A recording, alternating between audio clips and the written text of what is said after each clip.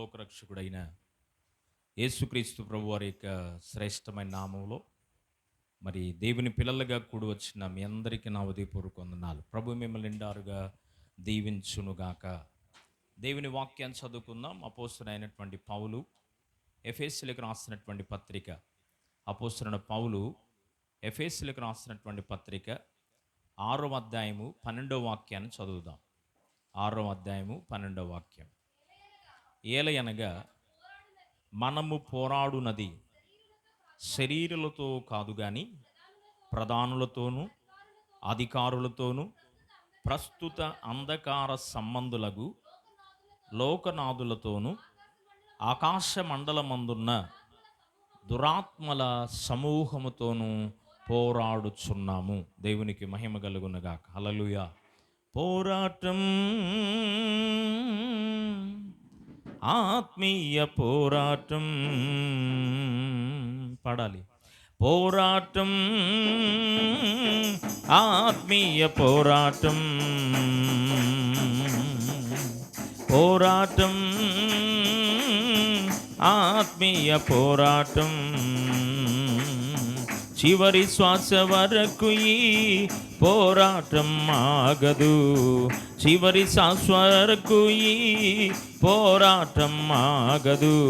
ఆగిపోను నేను, సాగిపోవుచున్నాను. ఆగిపోను నేను, సాగిపోవుచున్నాను. సిలువను మోసుకొని నా గమ్య స్థానానికి, సిలువను మోసుకొని నా గమ్య స్థానానికి. పోరాటం, ఆత్మీయ పోరాటం, నా యేసు వెళ్ళిన మార్గములేవని, నా యేసు వెళ్ళిన మార్గములేవని, నా యేసుతో కలిసి పోరాడుచున్నాను. నా యేసుతో కలిసి పోరాడుచున్నాను. పోరాటం, ఆత్మీయ పోరాటం, పోరాటం, ఆత్మీయ పోరాటం, చివరి శ్వాస వరకు ఈ పోరాటం ఆగదు. చివరి శ్వాస వరకు ఈ పోరాటం ఆగదు. ఆగిపోను నేను, సాగిపోవుచున్నాను. ఆగిపోను నేను, సాగిపోవుచున్నాను. ఆగిపోను నేను, సాగిపోవుచున్నాను. దేవుని పరిశుద్ధ నామానికి మహిమ కలుగునుగాక. ప్రభునామంలో కూడి వచ్చిన దేవుని పిల్లని మీ అందరికీ నా ఉదయపూర్వక వందనాలు. కొద్ది నిమిషాలు క్లుప్తమైన దైవాక్య సందేశాన్ని ఉదయకాల సమయంలో మనం ధ్యానం చేసుకుందాం. అపోస్తలుడైన పౌలు ఎఫెసీయులకు రాసినటువంటి పత్రిక 6వ అధ్యాయము 12వ వాక్యములో ఓ ప్రత్యేకమైనటువంటి మాట మనం చదువుకున్నాం. మరలోసారి చదువుదాం. ఏలయనగా మనము పోరాడునది శరీరులతో కాదు గాని ప్రధానులతోనూ అధికారులతోనూ ప్రస్తుత అంధకార సంబంధులకు ఈ లోకనాథులతోనూ ఆకాశ మండలమందున్న దురాత్మల సమూహముతోనూ పోరాడుచున్నాము. దేవునికి మహిమ కలుగునుగాక. చివరి దినాల్లో మనం ఉన్నాం. చివరి దినాలు అని చెప్పడానికి మరి చాలా కారణాలు ఉన్నాయి. వాతావరణంలో మార్పులు కావచ్చు, అనారోగ్యకరమైనటువంటి పరిస్థితులు కావచ్చు, కుటుంబాల్లో ఊహించినటువంటి మరణాలు కావచ్చు, మరి భయంకరమైనటువంటి పరిస్థితులు, ఎప్పుడు ఏమవుతుందో, ఎటు వెళ్తే ఏమి ఎదుర్కోవాల్సి వస్తుందో, మరి ఇలాంటి పరిస్థితులు తీవ్రంగా మనల్ని హింసిస్తూ బాధిస్తూ ఆత్మీయంగా దిగజారిపోవడానికి కృంగజేస్తున్నటువంటి దినాల్లో మరి మనమున్నాం. రాజ్యాల మీదకి రాజ్యాలు, కుటుంబాల మీదకి కుటుంబాలు, భయంకరమైనటువంటి దాడులు, భయంకరమైనటువంటి యుద్ధ వాతావరణములో మనం ప్రయాణం చేస్తున్నాం. అయితే ఓ విశ్వాస జీవితంలో లేక ఓ సేవకుని జీవితంలో, ఓ దేవుని కుమార్తెగా కుమారునిగా రక్షించబడిన నీ జీవితంలో భక్తుడైనటువంటి యోబు గారు తన వాక్యములో రాస్తూ తన గ్రంథములు అంటాడు, భూమి మీద మానవుని యొక్క దినాలు యుద్ధ దినముల వంటివి కావా అన్నాడు. నిజమే. ఈ దినాలు ఎలాగున్నాయంటే సమాధానంగా బ్రతికే దినాలు కాదు, నెమ్మదితో బ్రతికే దినాలు కాదు. ఆలోచన చేస్తూ ఏదో సాదాసీదాగా వెనకటి కాలములో పెద్దలు బ్రతికినటువంటి బ్రతికే కాలాలు ఇవి కాదు. ఎందుకొరకయ్యా అంటే ఆయన రాబోతున్నాడు. పరిశుద్ధులైనటువంటి సిద్ధపడిన బిడలను ఆత్మీయ పోరాటములు ఎవరు గెలుస్తారో వారిని తీసుకెళ్లే దినాల్లో మనం ఉన్నాం. గట్టిగా చప్పట్లు కొడుతూ ప్రభు నామం మహిమపడదాం. హల్లెలూయా. సాతానుడు మన పోరాటాన్ని పాడు చేయడానికి, సాతానుడు మన గమ్యాన్ని పాడు చేయడానికి, సాతానుడు మన గురిని పాడు చేయడానికి కొరకే రకరకాలుగా శోధిస్తూ, బలహీనపరుస్తూ, ఆత్మీయంగా కృంగజేస్తూ, కుటుంబ పరంగా, మానసికంగా, రోగాల వలన, అప్పుల వలన, ఆర్థిక పరిస్థితుల వలన చాలా బలహీనపరుస్తున్నటువంటి సందర్భాలు మన జీవితంలో ఎదుర్కొన్నటువంటి వారిగా మనం ఉంటున్నాం. అయితే పర్వాలేదు, జీవము కలిగినటువంటి దేవునితో కలిసి మనం పోరాడినప్పుడు ఈ ఆధ్యాత్మిక పోరాటములో లేక ఆత్మీయ పోరాటములో దేవుని యొక్క ఆశ, ఆకాంక్ష ఏంటంటే నీవు గెలవాలి, ఆయన్ని కూడా నువ్వు గెలిపించాలి. Praise the Lord. హల్లెలూయా. మనం ఓడిపోకూడదు. మనం ఎవరు అంటే ఓడిపోవడానికి దేవుడు మనల్ని రక్షించలేదు. సాతానుడు సిగ్గుపరచబడాలి, దేవుని నామం మన ద్వారా ఘనపరచబడునుగాక. ఆయన సిగ్గుపరచబడకూడదు. ఆయన చేత రక్షించబడినటువంటి బిడలమైన మనం ఆత్మీయ పోరాటములో ఒకవేళ ఆగిపోక మరి సాగిపోయే వారిగా మనం ఉంటే మనను బట్టి మన దేవుడు సంతోషించేవాడిగా ఉన్నాడు. దేవుని వాక్యములో మనం జ్ఞాపకం చేసుకున్నప్పుడు మనము పోరాడున్నది శరీర సంబంధులతో కాదు, ఈ లోకములో ఉన్న మనుషులతో కాదు. మన పోరాటం మనకు ఆది నుండి ఇప్పటి వరకు ప్రధాన శత్రువుగా ఉన్న అపవాదితో మనం పోరాడుతున్నాం. దేవునికి మహిమ కలుగునుగాక. ఒక్కొక్కరికి ఒక్కొక్క పోరాటం. కుటుంబ సమస్యలనే పోరాటం, ఆర్థిక సమస్యలైనటువంటి పోరాటం, అనారోగ్యకరమైనటువంటి పరిస్థితులను అనుభవిస్తున్నటువంటి పోరాటం, ప్రతి వారి యొక్క వ్యక్తిగత ఆత్మీయ జీవితంలో, కుటుంబంలో కానీ, సంఘములో కానీ, సేవలో కానీ, పరిసరలో కానీ మరి రకరకాలైనటువంటి ఇబ్బందులు పడిపోతూ పోరాటాన్ని బ్రేక్ చేయడానికి కొరకే సాతానుడు ప్రయత్నము చేస్తున్న మన ధ్యాస, మన ఊపిరి, మన శ్వాస, మన యొక్క గురి, మన గమ్యం ఏమై ఉండాలి అంటే నేను పోరాడాలి, నా యేసయ్య చెంతకు చేరాలి. Praise the Lord. హల్లెలూయా.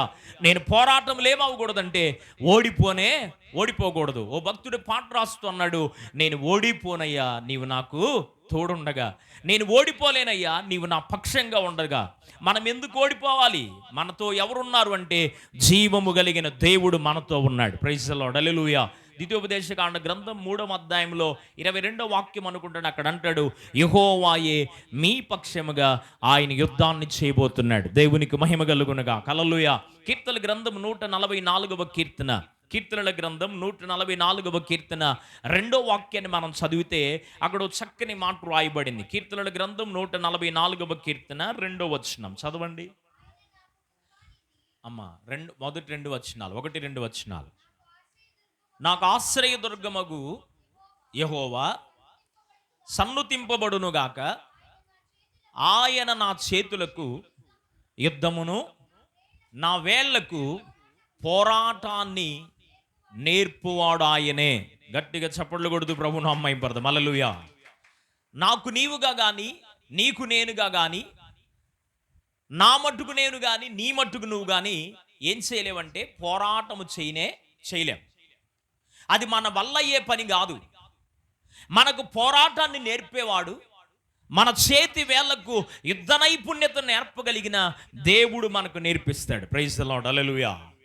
దేవుని వాక్యములో మనం శ్రద్ధగా గమనించినప్పుడు అపోస్తులైనటువంటి పౌలు గారు తిమోతికి రాసినటువంటి మొదటి పత్రిక 4వ అధ్యాయం 7వ వాక్యంలో అంటాడు, నా పరుగును నేను కడముట్టించాను, నా విశ్వాసాన్ని నేను కాపాడుకున్నాను, నా పోరాటాన్ని నేను ముగించాను గనుక నా కొరకు నీతి కిరీటాన్ని దేవుడిచ్చాడు. Praise the Lord. హల్లెలూయా. రక్షించబడ్డావు, పరలోకానికి వెళ్తావు, ఇబ్బంది ఏమి లేదు. కానీ అక్కడ ఒక మూలలో కూర్చోవాల్సి వచ్చింది. ఉపయోగం ఏముంది? దేవుని కుమార్తెగా, కుమారుడిగా అభిషేకించబడి, రక్షించబడి, నమ్మకంగా విశ్వాస జీవితాన్ని కొనసాగించావు. పరలోకానికి వెళ్ళొచ్చు, కానీ కిరీటాన్ని నువ్వు పొందుకోలేవు. కిరీటాన్ని పొందుకోవాలి అంటే నీవు పోరాడాలి, పోరాడి గెలవాలి. గెలిచినప్పుడు నీ దేవుడు నీకు మహిమ కిరీటాన్ని దేవుడు ధరింపజేస్తాడు. దేవునికి స్తోత్రం చేద్దాం. హల్లెలూయా. దరిదాపుగా 12 రకాలైన కిరీటాలు పరిశుద్ధ గ్రంథంలో ఉన్నాయి.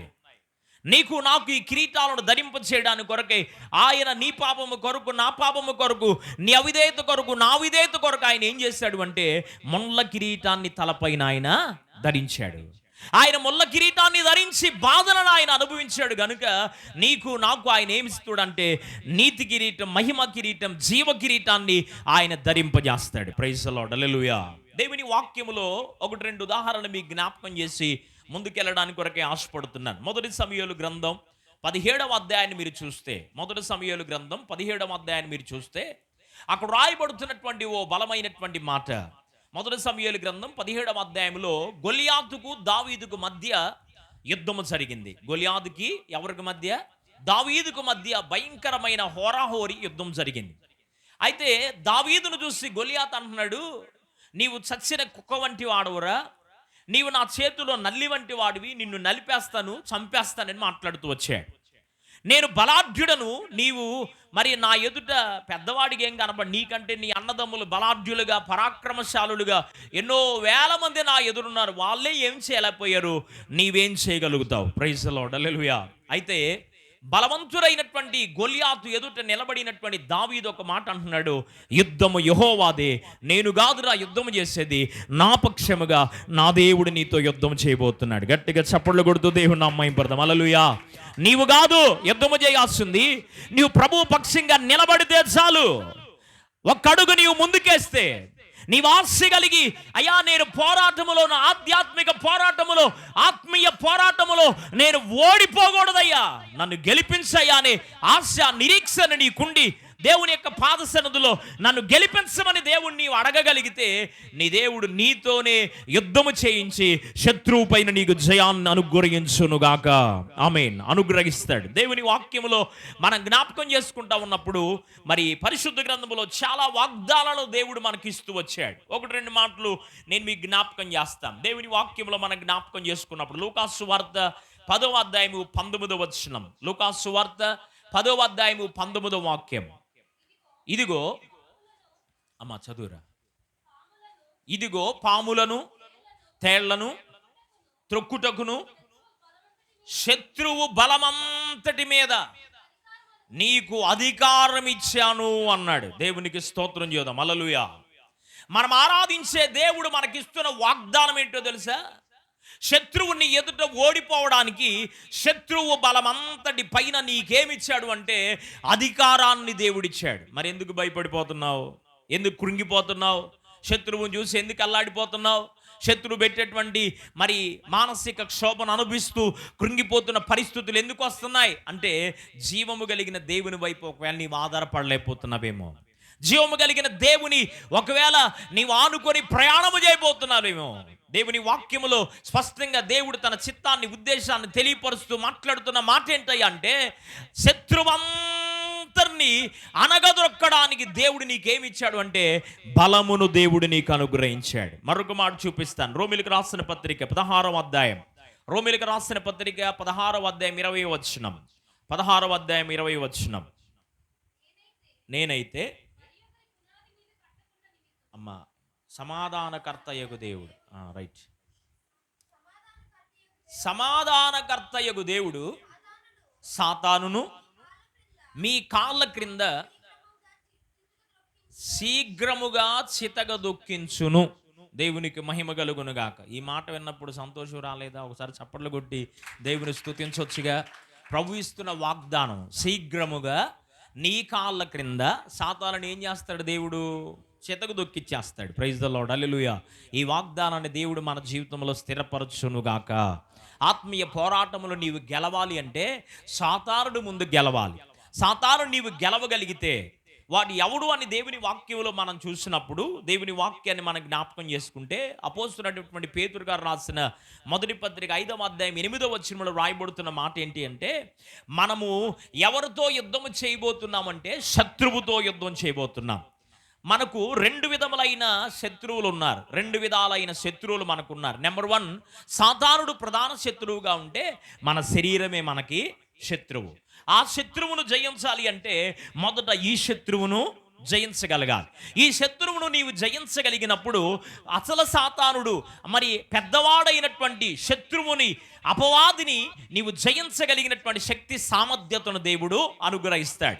అందుకనే పౌలు గారు అంటాడు, నా ఆత్మ సంసిద్ధముగా ఉన్నది, నా శరీరాన్ని నా ఆత్మను సిద్ధపరచుకోవడానికి కొరకు నా శరీరాన్ని నేనేం చేసుకుంటున్నానంటే నలగగొట్టుకుంటున్నాను అన్నాడు. ప్రైజ్ ది లార్డ్, హల్లెలూయా. శరీరాశ, నేత్రాశ, జీవపు డమ్మం ఇవి చనిపోవాలి, ఇవి నలగగొట్టబడాలి. ప్రభు రక్తము చేత ఇవి కడగబడి శుద్ధీకరించబడినప్పుడు ఈ శరీర ఆశలు, నేత్రాశలు, జీవపు డమ్మాలు అవి అనుదినము అవి ఏం చేయబడాలి అంటే నలగగొట్టబడాలి. ప్రైజ్ ది లార్డ్, హల్లెలూయా. ఎలాగునవి నలగొట్టబడతాయి?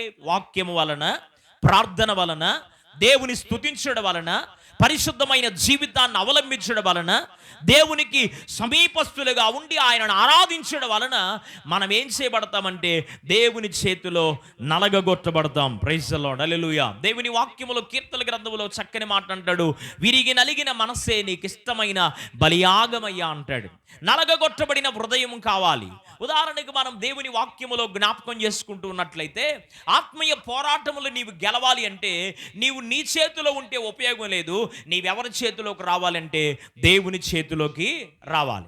దేవుని చేతిలోకి నీవు వచ్చినప్పుడు, దేవుని చేత నలగొట్టబడినప్పుడు, శ్రమల వలన, శోధన వలన, పరీక్ష వలన, యాకోబు పత్రికలో మాట్లాడుతుంటాడు, అగ్ని పరీక్ష వలన శుద్ధ సువర్ణముగా బంగారం ఏ విధంగా మార్చబడుతుందో ఆ విధంగా శ్రమల వలన నీవేమవ్వాలి అంటే మరి శుద్ధ సువర్ణంగా మార్చబడాలి అన్నాడు. ప్రైజ్ ది లార్డ్, హల్లెలూయా. కనుక దేవుని వాగ్దానాలు మనకున్నాయి. దేవుని వాగ్దానాలను బట్టి ఓ దైవజనుడిగా నేను మీకేం చెప్తున్నాను అంటే, మన పోరాటములో ఓడిపోయే వారిగా ఉండకూడదు. ఆధ్యాత్మిక పోరాటములో లేక ఆత్మీయ పోరాటములో, చివరి దినాల్లో ఆత్మీయ పోరాటములో మనము గెలవాలి. అనేకులను గెలుపు మార్గములో నడిపించాలి. అలాగే మనము గెలవడం ద్వారా దేవునికి మనం సంతోషాన్ని కలుగు చేయుదుముగాక. ప్రైజ్ ది లార్డ్, హల్లెలూయా. లూకాసు సువార్త మరి 10వ అధ్యాయం 18వ వచనంలో మనం జ్ఞాపకం చేసుకుంటే అక్కడ అంటాడు, వాడు ఎవడు అంటే గెలిచినోడు కాదు, శత్రువు. ఎవరని ఉంది అక్కడ? ఓడిపోయిన శత్రువుతో యుద్ధం చేస్తున్నాం. ఓడిపోయినోడితో యుద్ధం చేస్తే గెలుస్తామా గెలమ్మా? అమ్మా, ఓడిపోయినోడితో యుద్ధం చేస్తున్నాం, ఇప్పుడు గెలుస్తామా గెలమ్మా? గెలుస్తాం. అపవాదితో యుద్ధం చేస్తున్నాం, గెలుస్తామా గెలమ్మా? గెలుస్తామనే నమ్మకాన్ని మనం కోల్పోకూడదు. మనం నిశ్చయముగా మనము గెలవగలము అనే ఆ నిశ్చయతతో మనం ప్రయాణం చేస్తే మన ప్రయాణములో దేవుడు ఏం చేస్తాడంటే నిశ్చయముగా దైవీకమైన కాపుదలను దేవుడు అనుగ్రహిస్తాడు. దేవుని వాక్యంలో ఎఫెసీ పత్రిక 6వ అధ్యాయం 12వ వచనంలో ఉంది, మనము పోరాడుతున్నది ఎవరితంటే అపవాది శక్తులతో పోరాడుతున్నాం. దాని శక్తి ఎక్కువే, కానీ ప్రభు అంటాడు, లోకములో ఉన్నవానికంటే మీలో ఉన్నవాడు శక్తిమంతుడు అన్నాడు. గట్టిగా చప్పట్లు కొట్టి ప్రభు నామహింపడదాం. హల్లెలూయా. లోకములో ఉన్నవాడు శక్తి కలిగిన వాడిగా కనబడొచ్చేమో, కానీ నీ కొరకు ప్రాణం పెట్టి నీ కొరకు సమస్తాన్ని అర్పించిన నా యేసయ్య వాడికంటే 100% శక్తి కలిగిన దేవుడు అని ప్రకటన చేస్తున్నాను. Praise the Lord, hallelujah. ఆయన శక్తి పైన నీవు ఆధారపడాలి తప్ప మానవుని శక్తి పైన. సాతానుడు బెదిరించేటువంటి పెద్దోళ్ళు అంటారు, ఉడతూపులకు చింతకాయలు రాలవని. ఉడత ఎంత తూపినా చింతకాయలు గట్టిగా ఉంటాయి, రాలిపోతాయా? రాలో. దోటి పెట్టి కోస్తేనే రాలవయ్యి. మరి మనుషులెక్కి తుంచితేనే గట్టిగా ఉంటాయి. అలాగని ఉడతూపులకి మరి చింతకాయలు రాలుతాయి అంటే రాలవు. అలాగే ఎన్ని శోధనలు, ఎన్ని ఆటంకాలు, ఎన్ని వ్యతిరేకమైనటువంటి పరిస్థితులు సాతానుడు కలుగు చేయడానికి, ఆత్మీయ పోరాటములో నీవు ముందుకు సాగకుండా ఆత్మీయ పోరాటములో కృంగ చేయడానికి ప్రయత్నము చేసిన నీ గమ్యం, నీ గురి ఏమై ఉండాలి అంటే నా గమ్యము పరలోకమై ఉండాలి. ప్రైజ్ ది లార్డ్, హల్లెలూయా. నీ గురి పరలోకములో చేర్చబట్టమై ఉండాలి. ఈ లోకంలో మహాబ్రతికి అధిక బలం ఉన్న 80 సంవత్సరములు అయినను వాటి వైభవం ఆయాసము దుఃఖమే గాని వాటి వలన ఉపయోగం ఏమి లేదు. నెరసిల్లిపోకూడదు, కృంగిపోకూడదు, బలహీనపరచబడకూడదు, ఆయాసపడిపోకూడదు. మనం ఆరాధించే దేవుడు మన పక్షంగా మనతో పాటుండి మన చేతి వేళ్లకు యుద్ధ నైపుణ్యతను నేర్పించి సాతానుడు గెలవడానికి పోరాటాన్ని నేర్పిస్తున్న వాడుగా మనకు ఆయన తోడుకున్నాడు. Praise the Lord, hallelujah. దేవుని వాక్యములో మనం జ్ఞాపకం చేసుకుంటా ఉన్నప్పుడు మరి మనం ఏదైతే ఈ లోకములో అడుగుతామో, మనం ఏదైతే దేవుని యొక్క పాద సన్నిధిలో, మత్తయి సువార్త 18వ అధ్యాయం 18వ వచనాన్ని మీరు జ్ఞాపకం చేసుకుంటే అక్కడ రాయబడుతున్న ఒక చక్కని మాట, మీరు ఈ లోకములో దేనిని బంధించుదురో పరలోకములో నేను దాన్ని బంధిస్తాను అన్నాడు. దేవునికి మహిమ కలుగునుగా. హల్లెలూయా. మనం ఏం ప్రార్థన చేయాలి అంటే, అయ్యా ఈ సాతాను యొక్క పోరాటములో నేను చిక్కుకొనకుండా దీని యొక్క తంత్రాలను బంధించయ్యా, దీని కుయుక్తులను బంధించయ్యా, దీని యొక్క పోరాటం నా పైన, నా కుటుంబం పైన, బిడల పైన లేకుండా దీని అణిచివేయి ప్రభువారు. నీవు ఇక్కడ ప్రార్థనాపూర్వకంగా పరిశుద్ధమైన జీవితాన్ని కలిగి పరిపూర్ణంగా దేవుని పైన ఆధారపడి దాన్ని బంధించగలిగితే దేవుడు పరలోకములో దాన్ని బంధిస్తాడు. దేవునికి మహిమ కలుగునుగా. హల్లెలూయా. అలాగే లూకాసు సువార్త 22వ అధ్యాయం, లూకాసు సువార్త 22వ అధ్యాయము 30-31 వచనాలను మీరు జ్ఞాపకం చేసుకుంటే అక్కడ ప్రభు చెప్పాడు, సాతాను మిమ్మల్ని పట్టుకొని గోధుమ గింజలను జల్లించున్నట్లుగా జల్లించబోతున్నాడు, కాబట్టి మీరేముండాలంటే నమ్మకాన్ని కోల్పోవాకండి అన్నాడు. Praise the Lord. హల్లెలూయా. నిజంగా ఇప్పుడు ఎలాగుంది పరిస్థితి అంటే ఇట్లాగే ఉంది. దేవుని వాక్యం వ్యర్థం ఇప్పుడు కానే కాదు. యేసు ప్రభు వారి నోట నుండి వచ్చిన ప్రతి మాట, ఇప్పటి కాలం ఉన్న ప్రవక్తల మాటలు నమ్మొచ్చో నమ్మకూడదో నాకు తెలియదు, కానీ మరి అప్పటి కాలంలో దేవుడు తన ఆత్మచేత నింపబడి దేవుని వాక్యాన్ని ప్రకటించిన ప్రతి మాట తూచా తప్పకుండా 100% ఇప్పటి వరకు జరుగుతూనే ఉన్నాయి, జరగబోతూ కూడా ఉన్నాయి. Praise the Lord. హల్లెలూయా.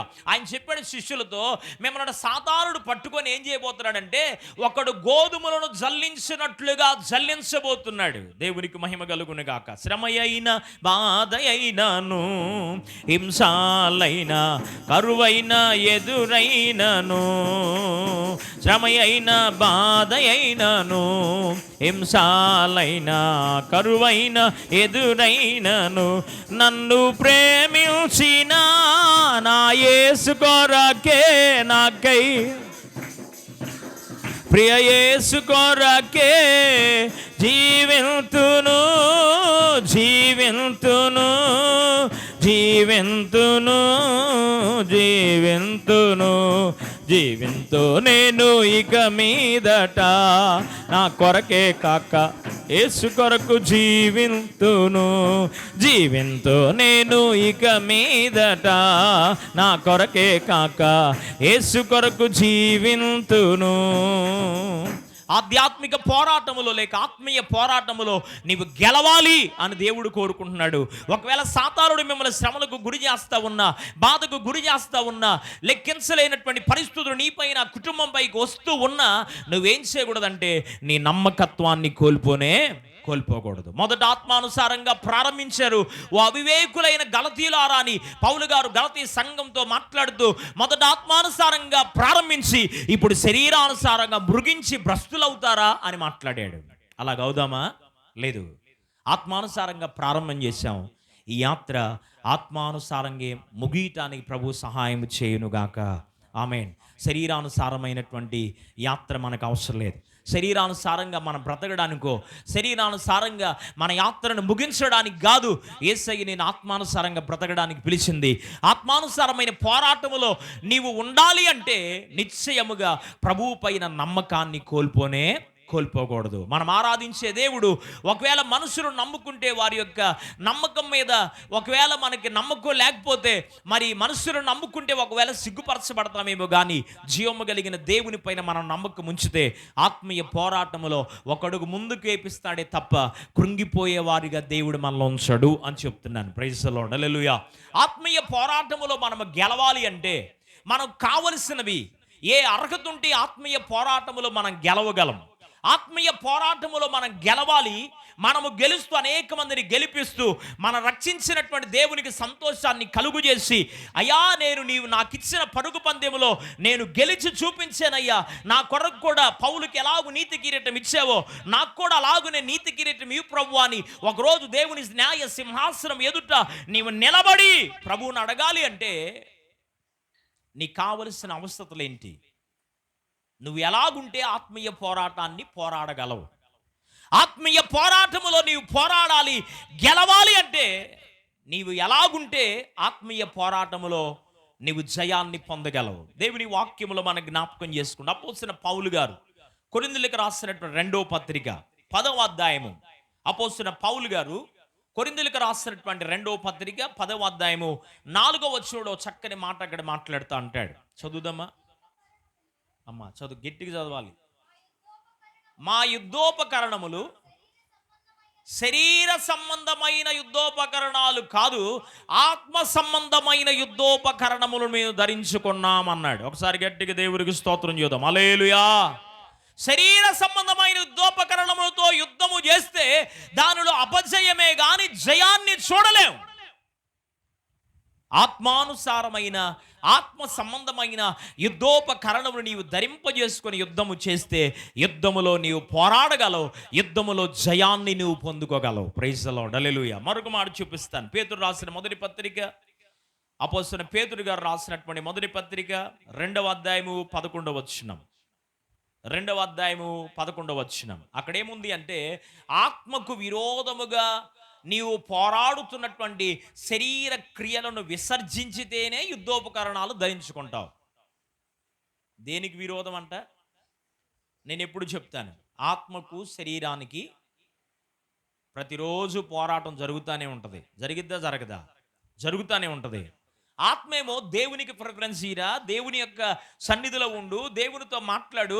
ఇప్పుడు కాలపు శ్రమలు అన్నదగినవి కాదులే, భక్తులు పడిన శ్రమల కంటే మనం ఏం శ్రమలు పడుతున్నామని ఆత్మదేవుడు మనస్సాక్షి ద్వారా గద్దిస్తూ మాట్లాడుతూ ఉంటే, మనమేమో ఈ లోక సంబంధమైన కొన్ని పరిస్థితులను, స్థితిగతులను చూసి మరి ఇంకొకడేమంటా ఉంటాడంటే, మనస్సాక్షి ఏమంటా ఉంటుందంటే, వాళ్ళు అయితే పడ్డారు కానీ నువ్వు పడలేవులే, ఇంకెందుకో ముగిచ్చేసే యాత్రనే అయిపోయిద్ది, ఎందుకు దేవుడిని నమ్ముకొని ఉపయోగం ఏముంది, దేవుడిని నమ్ముకొని ప్రయోజనం ఏముంది, దేవుడిని నమ్ముకోవటం వల్ల ఆత్మీయ పోరాటంలో అరే అసలు నువ్వు పెద్దగా రాణించే పరిస్థితి ఏమి లేదని శరీరపు ఆత్మ కృంగజేస్తూ ఉంటుంది. మనం ఎవరి మాట వినాలి అంటే, శరీరం మాట వింటే మట్టిలో కలిసిపోవటం, ఆత్మ మనస్సాక్షి మాట వింటే పరలోకములోకి మనం వెళ్తాం. Praise the Lord. హల్లెలూయా. అందుకని ఆత్మకు విరోధముగా పోరాడుచున్న శరీర కార్యాలు, శరీర సంబంధమైన ఆలోచన, శరీర సంబంధమైనటువంటి తలంపు, శరీర సంబంధమైనటువంటి ప్రతి దానిని మనం ఏం చేయాలంటే విసర్జించాలి. గలతీయులకు రాసిన పత్రిక 5వ అధ్యాయము 18వ వాక్యములో ఉంది, శరీర కార్యములు స్పష్టమై ఉన్నవి అన్నాడు. కొన్ని లక్షణాలు అక్కడ ఉన్నాయి. వీటిలో ఏది నీ జీవితంలో ఉన్నా దాన్ని నువ్వేం చేయాలంటే విసర్జించుకొని బ్రతకాలి. మరి యుద్ధము చేయాలి అంటే యుద్ధానికి ముందు ఏం కావాలి? యుద్ధానికి ముందు ఓ సైనికుడు యుద్ధములో పోరాడాలి అంటే అతనికి కావలసినటువంటి సాధనాలు ఉన్నాయి, అతనికి కావలసినటువంటి యుద్ధోపకరణములు ఉన్నాయి. అందుకనే కొరింథీ పత్రికలో పౌలు గారు చెప్తూ, శరీర సంబంధమైన యుద్ధోపకరణములు ధరించుకొని యుద్ధము చేస్తే జయము రాదు, ఆత్మ సంబంధమైన యుద్ధోపకరణాలు ధరించండి అన్నాడు. ఏంటి ఆత్మ సంబంధమైనటువంటి యుద్ధోపకరణాలు? రండి దేవుని వాక్యంలో చూద్దాం. అపోస్తలుడైన పౌలు ఎఫెసీయులకు రాసినటువంటి పత్రిక, 6వ అధ్యాయము 14వ వచనాన్ని చదువుదాం.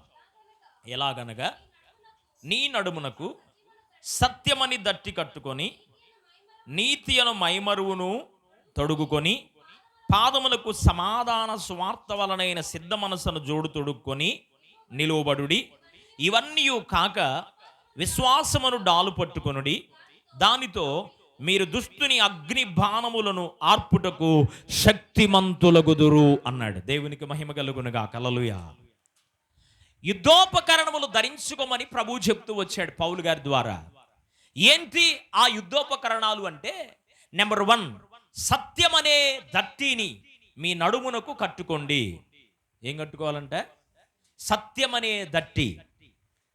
నీవు ఏ సత్యములో రక్షించబడ్డావో, నీకే సత్యాన్ని పరిశుద్ధాత్మ దేవుడు తెలియపరిచాడో, ఏ సత్యములో నిన్ను నిలవమని దేవుడు పాపములో నుండి, శాపములో నుండి, లోకములో నుండి ప్రత్యేక పరచి నిన్ను ఎన్నుకున్నాడో, ఆ సత్యములో అంతము వరకు నీవు నిలిచి ఉండాలి. Praise the Lord. హల్లెలూయా. సత్యాన్ని పాడు చేయడానికి కొరకే చివరి దినాలు గనుక అబద్ధ బోధకులు వస్తారు. ఎవరు వస్తారు? అబద్ధ బోధకులు.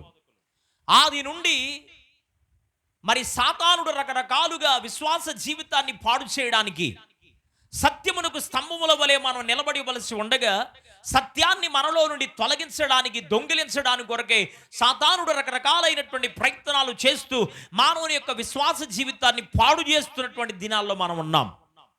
కనుక నీవేదైతే సత్యాన్ని కలిగి ఉన్నావో, నీవే సత్యాన్ని అయితే అనుసరిస్తూ ఉన్నావో, నీవే సత్యాన్ని అయితే పట్టుకొని గట్టిగా ఉన్నావో, అంతము వరకు ఆ సత్యం అనే దట్టిని కట్టుకొని విశ్వాస జీవితంలో నీవు కొనసాగి ముందుకు వెళ్ళాలి తప్ప ఈ అసత్య బోధల వైపో, అబద్ధ బోధకుల వైపో, అబద్ధాల వైపో నువ్వేం చేయకూడదంటే మగ్గు చూపునే చూపకూడదు.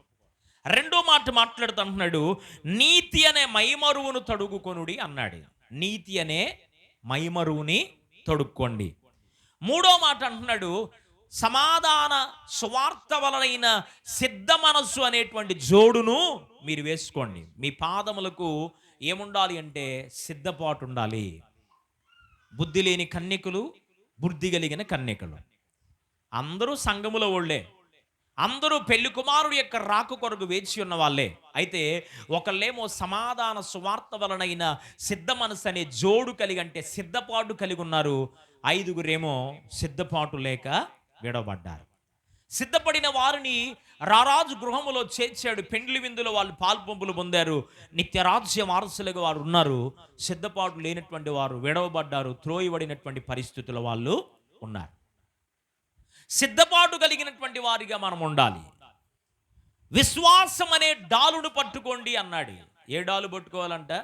అపవాది వేయుచున్నటువంటి అగ్ని బాణములను మనం ఎదుర్కోవాలి అంటే మనం విశ్వాసం అనే డాలు పట్టుకోవాలి. డాలు దేంతో పట్టుకుంటారు? ఒక చేత్తో కత్తెనో, ఒక చేత్తో డాలు. ఎదుటివాడు మన పైకి విరోధి వస్తున్నప్పుడు ఆ డాలును అడ్డం పెట్టి కత్తితో యుద్ధం చేస్తారు. ఇది యుద్ధ క్రమం. నీవు విశ్వాసం అనే డాలు, అపవాది వేస్తున్న అగ్ని బాణములు. ఏమేస్తాడు అపవాది అంటే? ఇంట్లో వాళ్ళ ద్వారా వేస్తూ ఉంటాడు, అప్పుడప్పుడు సన్నిహితుల ద్వారా వేస్తూ ఉంటాడు, అప్పుడప్పుడు బాణాలు. భార్య ద్వారే బలహీనపరుస్తాడు, భర్త ద్వారే బలహీనపరుస్తాడు. ఆత్మీయులని నీవెవరిని నమ్ముతున్నావో వాళ్ళ ద్వారానే అగ్ని బాణములు నీ పైన సంధింపజేస్తాడు సాతానుడు. అవి నువ్వేం చేయాలి అంటే గ్రహించగలగాలి. గ్రహించలేకపోతే వాటి వలనైనటువంటి పరిస్థితులు నీవు పడిపోతావు. ఉదాహరణ జ్ఞాపకం చేస్తాను. బిడ్డల కోసం ఎదురు చూస్తున్నాం, ప్రార్థన చేస్తున్నాం. దేవుని యొక్క పాదసన్నిధిలో కనిపెట్టి ప్రార్థన చేసి ఉపవాసం నుండి ప్రార్థన చేస్తున్నాం. విశ్వాసే, సంఘానికి వచ్చే బిడ్డే. మరి ఈమె బాగా భక్తిగా వైరాగ్యతతో నా దేవుడు ఈ రోజు కాకపోయినా నేటికైనా ఇంకొక రోజుకైనా నన్ను దర్శిస్తాడు, నా గర్భాన్ని నా దేవుడు ఖచ్చితంగా తెరుస్తాడు, చక్కని బిడ్డను నాకు ఇస్తాడు, దేవుని సన్నిధిలో నేను సాక్ష్యం చెప్తాను అనే తీర్మానములు బిడ్డ ఉంది. ఎవరో ఒకళ్ళు ఉంటారుగా, పక్కన వస్తారు, అమ్మాయి ఎంతకాలం ప్రభు పైన ఆధారపడతావు? ప్రభు చేస్తే చేస్తాడులే కానీ పలానా చోట నాటు ముందు ఇస్తారంట, ఆడికి వెళ్దాం రా. ఇది ఒక బాణం. ఎంతకాలం ఉపవాసాలు ఉండి ప్రార్థన చేసినా ఉపయోగం ఏముందో? నీకన్నా ముందు ఎంతోమంది ప్రార్థనకి వెళ్ళిన వాళ్ళకి ఏం కాల, నువ్వు నిన్న కాక మొన్న వచ్చావు ప్రార్థనకి, నీకేమైద్ది? అయిపోయిందా బాణం. బలహీనపరచడానికి కొరకై చాలా ప్రయత్నాలు ఆత్మీయుల ద్వారానే సాతానుడు మరి కృంగజేస్తూ ఉంటాడు, సాతానుడు బలహీనపరుస్తూ ఉంటాడు. అయినా మనం ఏం చేయకూడదంటే విశ్వాసం అనే డాలును పట్టుకొని సాతానుడు వేయించిన అగ్ని బాణములను ఎదిరించగలిగినటువంటి యోగ్యులుగా మనం తయారవ్వాలి. ప్రైజ్ ది లార్డ్, హల్లెలూయా. ఇంకా అంటున్నాడు, రక్షణ అనే శిరస్త్రాణాన్ని ధరించుకోండి అన్నాడు. ఏముండాలంట? రక్షణ అనే శిరస్త్రాణం అంటే తలకు ధరించేటువంటిది. రక్షణ అనేది నీవు పొందుకొని ఉండాలి. రక్షణ లేకుండా నీవెంత ప్రయాసపడ్డా, రక్షణ లేకుండా ఉంటే నువ్వు బయట వాడవే కానీ లోపల వాడవు కానే కాదు. ఇప్పుడు నా తండ్రి దగ్గర అయితే నాకు ఏముంటుంది? అధికారం ఉంటుంది, స్వతంత్రం ఉంటుంది. పక్కనోడు తండ్రి దగ్గరికి వెళ్ళి బాబాయ్ అన్న, పెద్దనాన్న ఏమన్నా వాడి దగ్గరికి వెళ్ళి నేను ఏమన్నా తీసుకోగలనంటే ఏం తీసుకోలేను. కారణం ఏంటి? వాడు నా వాడు కాదుగా. రక్షణ నీవు పొందావు గనుక యుద్ధ నైపుణ్యతను నేర్పగలిగినటువంటి దేవుడే నీకు నేర్పిస్తాడు. రక్షణ అనే శిరస్థానమును మీరు ధరించుకోండి అన్నాడు. ఇంకా మనం చూస్తే దేవుని వాక్యం అనే ఖడ్గాన్ని పట్టుకోండి అన్నాడు. నీ వాక్యమే నన్ను బ్రతికించెను, బాధలలో నెమ్మదినిచ్చెను. నీ వాక్యమే నన్ను బ్రతికించెను, బాధలలో నెమ్మదినిచ్చెను. కృపా సత్య దయ సంపూర్ణుడా, వాక్యమై ఉన్న యేసు వందనమయ్యా. కృపాశక్తి దయాశక్తి సంపూర్ణుడా, వాక్యమై ఉన్న యేసు వందనమయ్యా. హల్లెలూయా. వాక్యాన్ని నీకన్నా బాగా చెప్పగలదు సాతాను, తెలుసా? వాక్యాన్ని నీకన్నా బాగా చదవగలదు, వాక్యాన్ని నీకన్నా బాగా ధ్యానము చేయగలదు. అసలు ఏ వాక్యం ఎక్కడుందో, ఆ మొక్కకు సంబంధించిన మొక్క బైబిల్లో ఏడుందో సెకండ్లో చెప్పేయగలదు సాతాను. అయితే సాతాను చేయలేంది నువ్వు చేయగలిగింది ఏందో చెప్పేదా? అదేంటి అంటే, అది వాక్యాన్ని చెప్పగలదేమో కానీ వాక్యానుసారంగా జీవించలేదు. ప్రైజ్ ది లార్డ్, హల్లెలూయా. నీవు రక్షించబడ్డావు, యుద్ధ నైపుణ్యతను యుద్ధ సాధనముగా వాక్యం అనే ఖడ్గముతో దాన్ని నీవు ఎదిరించగలవు. ఏ ఖడ్గం అంట? వాక్యం అనే ఖడ్గం. ఎందుకు వాక్యానుసారమైనటువంటి ఖడ్గం అన్నాడంటే, ఎవడైతే వాక్యానుసారంగా జీవిస్తాడో, యేసు ప్రభువారిని కూడా సాతాను శోధించింది, శోధించలేదా? ఆయన ఉపవాసం ఉండి 40 దినాలు బయటకు వస్తే, ఇదిగో ఈ కనులారా చూస్తున్న ఈ దేశం అంతటి నేను నీకు అప్పగిస్తాను. అది ఎవరు అప్పగించడానికి? నీకు అప్పగించేస్తాను, నువ్వు నాకు సాష్టాంగపడి నమస్కారం చేయమంది. ఈ రాళ్లను రొట్టెలుగా చేసుకొని తిను అన్నది.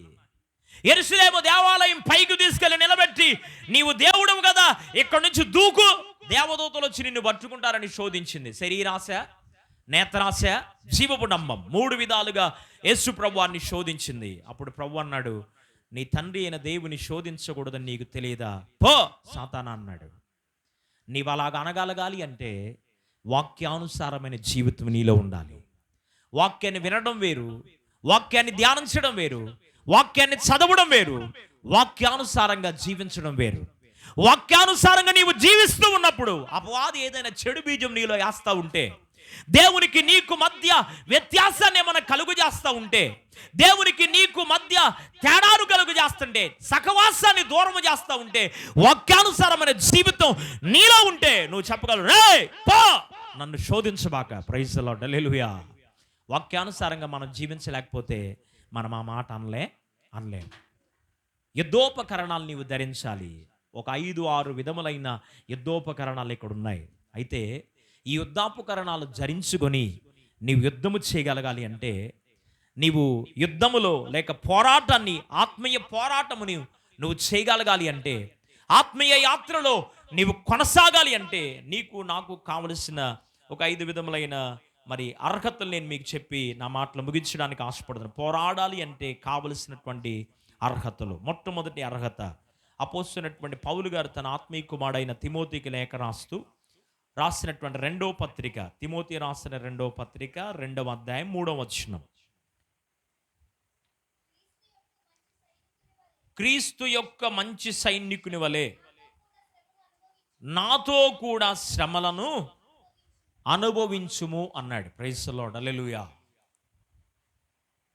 నీవు పోరాడి గెలవాలి అంటే నీకేం కావాలంటే శ్రమలను సహించే మనస్సు రావాలి. ఏం రావాలి? నన్ను అడగొచ్చు మీరు, ఇంకెంతకాలం పడాలి పాస్టర్ గారు శ్రమ? ఇంకెంతకాలం వేచి ఉండాలి మేము? ఇంకెంతకాలం మేము నిరీక్షించాలి? ఈ శ్రమల వలన ఇంట్లో శోధన, బయట శోధన, సూటిపోటి మాటల వల్ల శోధన, మేము పడలేకపోతున్నాం. ఇంకెంతకాలం అంటే నేను అంటాను, ఇంకా కొద్ది కాలమే. ప్రైజ్ ది లార్డ్, హల్లెలూయా. పేతురు రాసిన మొదటి పత్రికలో ఉంటుంది, 5వ అధ్యాయం 10వ వచనం అనుకుంటే అక్కడ అంటాడు, కొంచెము కాలము శ్రమపడిన మీదట ఆయనే మిమ్ములు సంపూర్ణులుగా చేస్తాడు. దేవునికి స్తోత్రం చేద్దాం, హల్లెలూయా. ఎంత కాలం శ్రమ అంట? కొంచెము కాలము శ్రమ. ఎప్పుడైనా అర్థం చేసుకోండి, అనుభవ ప్రకారం, వ్యక్తిగత జీవిత అనుభవ ప్రకారం చెప్తున్నాను. చాలామంది భక్తులు వారి యొక్క జీవితాన్ని చూసిన అనుభవ ప్రకారం చెప్తున్నాను ఈ మాట. అదేంటయ్యా అంటే, ఒక శ్రమ నుండి దేవుడు నీకు విడుదల ఇవ్వబోతున్నాడు అంటే నీకేమొస్తుంది అంటే శ్రమ అధికమైపోయింది. ప్రైజ్ ది లార్డ్, హల్లెలూయా. ఓ శోధన నుండి దేవుడు నీకు విడుదల ఇవ్వబోతున్నాడంటే ఆ శోధన నేను సహించలేనేమో అన్న తారాస్థాయికి చేరిపోతుంది. ఓ రోగము నుండి దేవుడు నీకు విడుదల ఇవ్వబోతున్నాడంటే ఆ రోగము వలన నీవు తట్టుకోలేనటువంటి శ్రమ ఆ రోగం వలన నీకు ఎదురవుతుంది. అంత మాత్రము చేత దేవుడు నిన్ను విడిచిపెడతాడని దాని అర్థం కాదు. అంత మాత్రము చేత ఇంకా నిన్ను పరిశోధన చేస్తాడని దాని అర్థం కాదు. అంత మాత్రము చేత ఇంకా నీవు శ్రమను అనుభవించవలసిందే అని దాని అర్థం కాదు. దాని అర్థం ఏంటి అంటే, నీకు విడుదల సమీపించింది అని దాని అర్థం. ప్రైజ్ ది లార్డ్, హల్లెలూయా. నీ శ్రమలో నుండి దేవుడు నీకు విడుదల ఇవ్వబోతున్నాడు అని అర్థం. నీ పరిస్థితుల్లో నుండి నీవు సహించుకున్నావు, నీ ఓర్చుకున్నావు, కన్నీరు గార్చావు, దేవుని సన్నిధిలో కనిపెట్టి ప్రార్థన చేస్తావు, ఈ శ్రమను తొలగించయ్యా అని నీవు అడిగావు గనుక ఆ శ్రమలో నుండి నీకు విడుదల ఇవ్వడానికి కొరకే దేవుడు తన మార్గాన్ని, తన యొక్క ఆయన యొక్క ధననిధిలో నుండి, ఆయన యొక్క సహాయములో నుండి నీకు కావలసిన తన కార్యాన్ని చేయబోతున్నాడు అని నీవు గ్రహించగలగాలి. దేవునికి మహిమ కలుగునుగా. హల్లెలూయా. పోరాడాలి అంటే, ఆత్మీయ పోరాటములో నీవు గెలవాలి అంటే కొంచెము కాలం నీవేం అనుభవించక తప్పదంటే శ్రమను అనుభవించక తప్పదు. అయితే శ్రమను అనుభవిస్తూ నీవేం చేయాలంటే నీ సహనము సకల జనులకు కనబడినట్లుగా నీవు దేవుని సన్నిధిలో ఓర్చుకొని బ్రతకాలి. నీవు దేవుని సన్నిధిలో ఏమవ్వాలి? ఓర్చుకొని బ్రతకాలి. ఇప్పుడు గర్భవతిగా ఉన్నటువంటి ఓ తల్లి కానీ, చెల్లి కానీ, సహోదరి కానీ మరి హాస్పిటల్కి తీసుకెళ్ళినప్పుడు పురిటి నొప్పులు నేను పడను అంటే బిడ్డ బయటకు వస్తాడా? రాలేడు. పురిటి నొప్పులకు ఓర్చుకుంటేనే ఆ తల్లి ఎంత కష్టపడి ఆ బిడ్డను కంటదో, ఎంత కష్టపడి పురిటి నొప్పులకు ఓర్చుకోగలుగుతుందో, అప్పుడు ఆ బిడ్డ పుట్టిన వెంటనే ఆ బాధ అంతా తొలగిపోయింది. నర్సు డాక్టర్ తీసుకొచ్చి ఆ బిడ్డ మొక్కాన, పుట్టిన ఆడబిడ్డ కానీ మగబిడ్డ కానీ ఆ తల్లి ముఖంలో ముఖం పెట్టి, ఇదిగమ్మా నీవు కన్న బిడ్డ అన్నప్పుడు తన బాధ అంతా తొలగిపోతుంది. ప్రైజ్ ది లార్డ్, హల్లెలూయా. ఎక్కి ఎక్కి ఏడుపొచ్చినా వెక్కిరింతల్ పాలైనా, ఎక్కి ఎక్కి ఏడుపొచ్చినా వెక్కిరింతల్ పాలైనా, నా పక్షమందు నిలచువాడా, నా పక్షమందు నిలచువాడా, కాదెన్నాడు నేనాదను యేసయ్య, కాదెన్నాడు నేనాదను, కన్నీరు తుడచువాడా, నా కన్నీరు తుడచు దేవా, కన్నీరు తుడచువాడా, నా కన్నీరు తుడచు దేవా, కాదెన్నాడు నేనాదను యేసయ్య, కాదెన్నాడు నేనాదను. భక్తులు వారి జీవితంలో అబ్రహాము కానీ, దావీదు కానీ, యోబు కానీ, మరి దానియేలు, షడ్రక, మెషక్, అబేద్నెగోలు కానీ వారి జీవితంలో శ్రమను ఓర్చుకున్నారు గనుక వారు ఫలితాన్ని, అనుభవాన్ని, ఆనందాన్ని వారు అనుభవించగలిగారు. ఆత్మీయ పోరాటంలో నీవు గెలవాలి అంటే శ్రమలను సహిస్తూ ముందుకి వెళ్ళాలి. రెండో మాట చూపిస్తాను. అదే తిమోతికి రాస్తున్నట్టు 2వ పత్రిక 2వ అధ్యాయం 4వ వచనంలో మనం చదివితే అక్కడ ఉంది, ఈ జీవన వ్యాపారములో ఎక్కడా చిక్కుకొనకూడదు అన్నాడు. ఏ వ్యాపారం అంట? జీవన వ్యాపారం. ఈ వ్యాపారములు అంటే ఈ జీవితములో, ఈ లోకములో ఎందులో కూడా మనం ఏం చేయకూడదంటే చిక్కుపడకూడదు, ఎందులో కూడా మిక్స్ అయిపోకూడదు. మనల్ని ఎలాగుండడానికి దేవుడు పిలిచి రక్షించాడో అలాగే మనం ఉండాలి తప్ప దేనిలో మిళితమైపోకూడదు, కలిసిపోకూడదు అని దాని అర్థం. అంటే ఒక మాటలో మీకు అర్థమయ్యేటట్టు చెప్తున్నాను, నిన్ను దేవుడు ప్రత్యేకపరిచాడు. నీవు ఎలాగుండాలంటే చచ్చేదాకా. ఎప్పుడు దాకా? ఆయన రాకడెప్పుడో, నీ పోకడెప్పుడో, ఆయన వచ్చేదెప్పుడు, మనం చచ్చేదెప్పుడో, అప్పుడు వరకు నీవు ఎలాగుండాలంటే లోకమునకు వేరై బ్రతకాలి. లోకముతో మిళితమైపోయి బ్రతకూడదు.